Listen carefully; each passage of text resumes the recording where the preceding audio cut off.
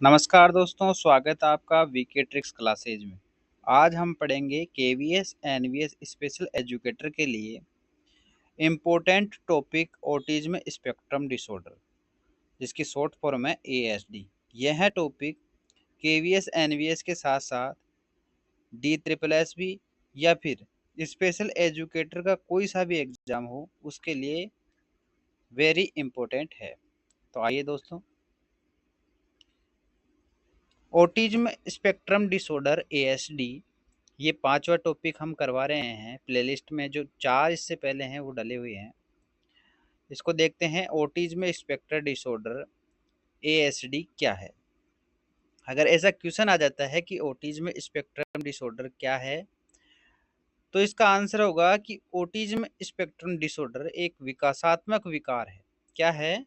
एक विकासात्मक विकार है, डेवलपमेंटल डिसऑर्डर है, जिसमें बच्चे के सामाजिक व्यवहार, भाषा, संचार एवं सीखने की क्षमता प्रभावित होती है। क्या क्या प्रभावित होते हैं?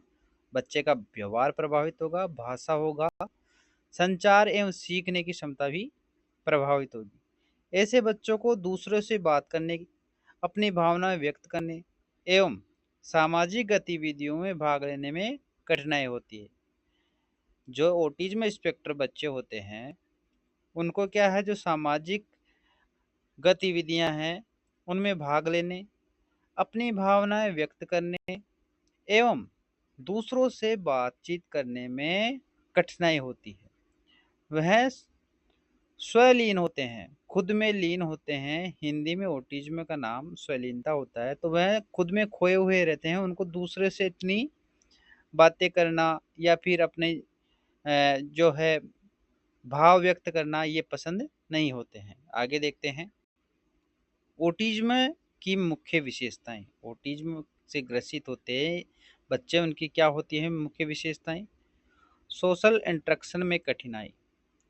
बच्चे का सोशल इंटरेक्शन में कठिनाई होती है। आंखों में आंखें डालकर बात नहीं करना। जो ऑटिज्म से ग्रसित बच्चा होता है, वो किसी से भी आंखों में आंखें डालकर बात नहीं कर पाता, जैसे मुंह छिपाकर बात करता है। अकेले में रहना पसंद करता है। हमने पहले ही बात कर ली कि जो स्वलीन होता है, खुद में ही लीन रहता है, खुद की मस्ती में मस्त रहता है, छुप के रहता है, किसी के सामने आने से कतराता है। तो वह अकेले रहना पसंद करता है, दोस्तों से कम जुड़ता है, और वो जो है ऐसा एक शर्मिला टाइप का होता है और कम दोस्त बनाता है, अपनी मस्ती में मस्त रहता है। और कम्युनिकेशन प्रॉब्लम क्या क्या होती है? देर से बोलना, बार बार एक ही शब्द बोलना, इशारों का काम उपयोग करना। जैसे इशारे होते हैं उनका कम उपयोग करता है, बार बार एक ही शब्द को बोलता है और देर से बोलता है। जैसे बच्चा 1 साल में एक शब्द बोल लेता है, तो वह उस प्रक्रिया को करने में 3-4 साल लगा देता है।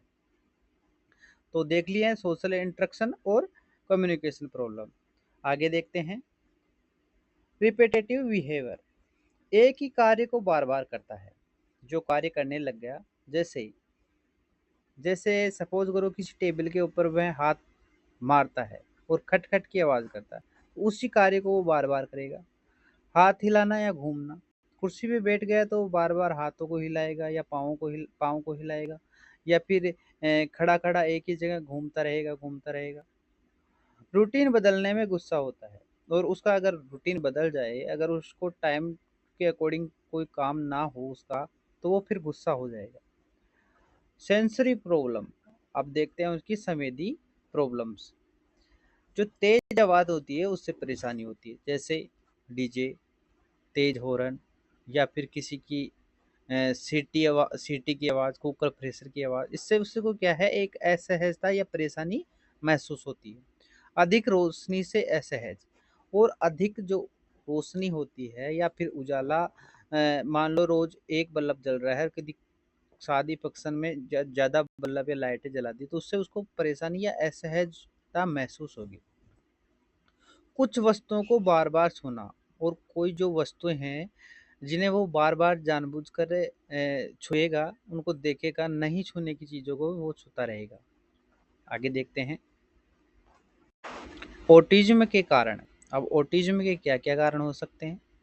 आनुवांशिक कारण, जेनेटिक फैक्टर्स देखेंगे, मस्तिष्क में समस्या, गर्भावस्था के दौरान संक्रमण और पर्यावरण कारण।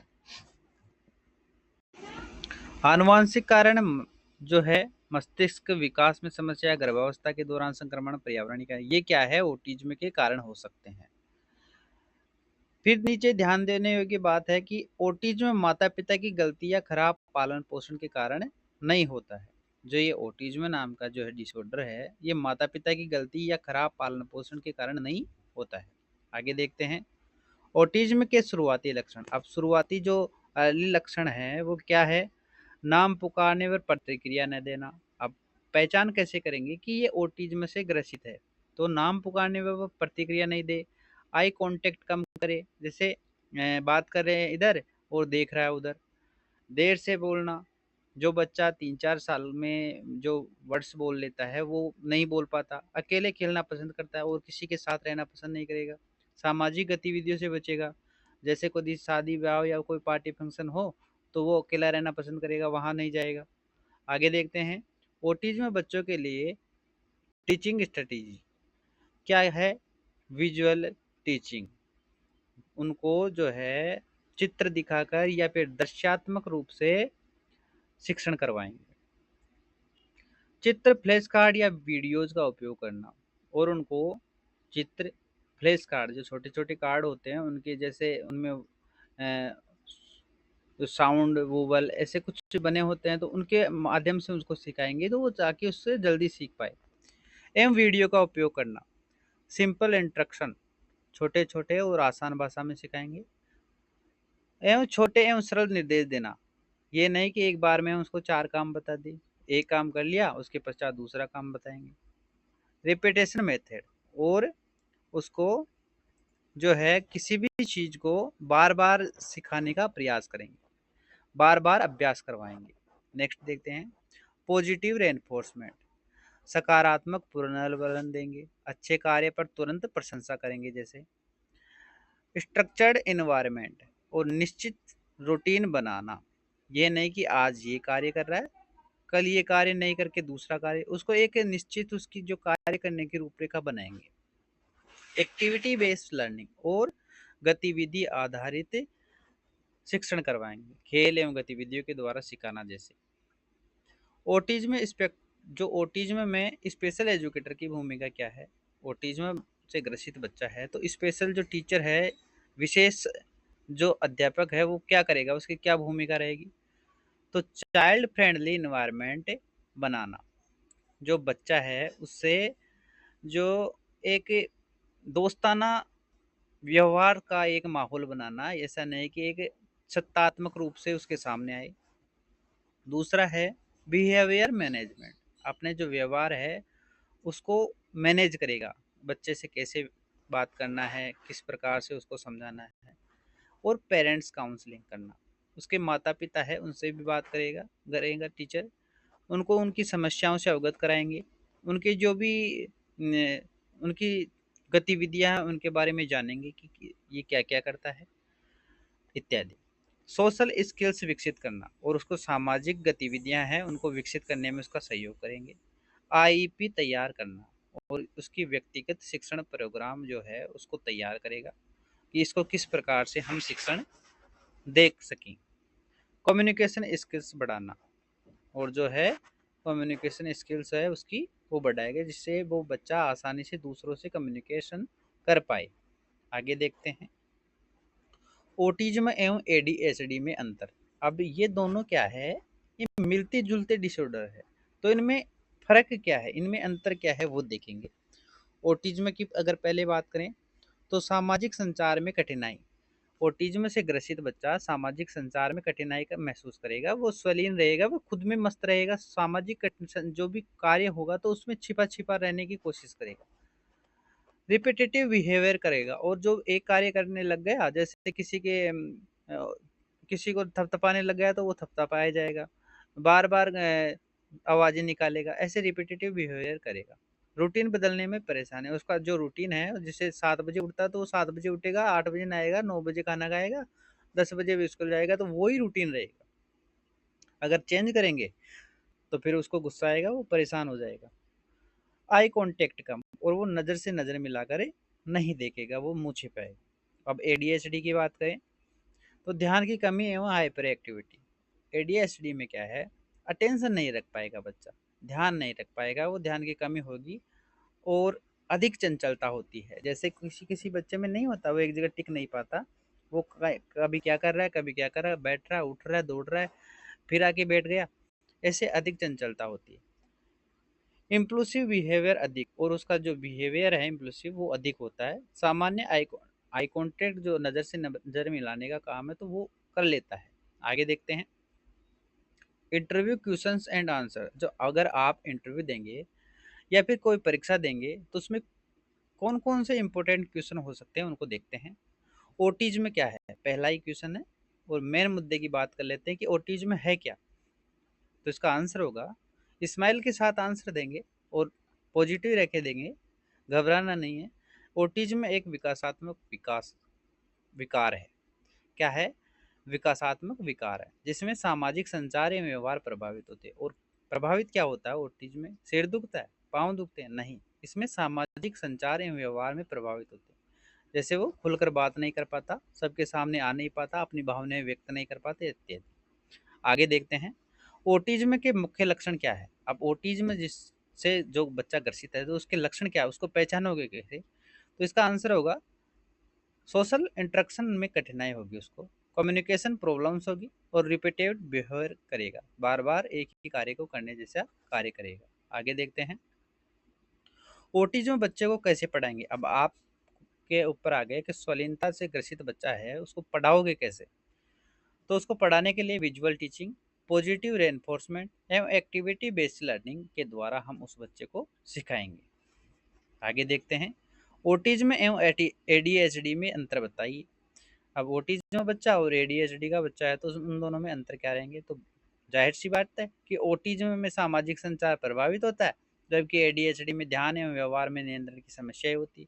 जैसे ओटिज्म वाला बच्चा खुलकर सामने नहीं आता, और एडीएचडी वाला बच्चा जो है अपने व्यवहार पर नियंत्रण नहीं कर पाता, वो बार बार हाइपर हो जाता है या उड़ता बैठता जाता है, वो एक जगह टिक नहीं पाता इत्यादि। आगे देखते हैं ओटिज्म में पॉजिटिव रेनफोर्समेंट क्यों आवश्यक है। तो इसका आंसर होगा, इससे बच्चे का आत्मविश्वास एवं सीखने की प्रेरणा बढ़ती है। अगर आपको पूछा जाता है कि ओटिज्म में स्वलीनता से जो ग्रसित बच्चा है उसमें सकारात्मक पुनर्वलन क्यों आवश्यक है, तो इसका आंसर होगा कि उस सकारात्मक पुनर्वलन से उस बच्चे का आत्मविश्वास एवं सीखने की प्रेरणा जो है बढ़ेगी। आगे देखते हैं वन लाइनर क्वेश्चंस। अब एक लाइन में क्वेश्चन है, सटीक आंसर अपने को पता रहेगा तो हम घबराएंगे नहीं और अपना जो इंटरव्यू है या फिर एग्जाम है वो अच्छे तरीके से क्लियर कर पाएंगे। ओटिज्म किस प्रकार का विकार है, तो विकासात्मक विकार है। ओटिज्म में सबसे अधिक कौन सी समस्याएं होती है, तो सामाजिक संचार की समस्याएं होती है। ओटिज्म की शॉर्ट फॉर्म क्या है, तो एएसडी है। ओटिज्म बच्चों के लिए कौन सी टीचिंग सबसे प्रभावी मानी जाती है, तो विजुअल टीचिंग, अर्थात दृश्यात्मक रूप से उसको दिखाएंगे। ओटिज्म में कौन सा बिहेवियर अधिक होता है, तो रिपीटेटिव बिहेवियर अधिक होता है, बार बार एक ही कार्य को करेगा। ओटिज्म में आई कॉन्टेक्ट कैसा होता है, तो कम होता है। ओटिज्म बच्चों के लिए कौन सा रेनफोर्समेंट उपयोगी है, तो पॉजिटिव रेनफोर्समेंट उपयोगी है। आगे देखते हैं इम्पोर्टेंट फुल फॉर्म्स। जो ये 4-5 मैं हर वीडियो में दिखाता हूँ, तो इनको तो क्या रट ही लेना है, इनसे बढ़कर कुछ नहीं पूछेंगे। अगर पूछ भी लिए और अपने को ये भी याद है तो हम घुमा फिरा के इनके ऊपर ले आएंगे। एएसडी, एएसडी की फुल फॉर्म होगी ऑटिज्म स्पेक्ट्रम डिसऑर्डर। फिर बात करते हैं आईईपी की, तो इंडिविजुअलाइज्ड एजुकेशन प्रोग्राम। फिर बात करते हैं ADHD, attention deficient hyper activity disorder. फिर सीडब्ल्यूएसएन, तो चिल्ड्रन विथ स्पेशल नीड।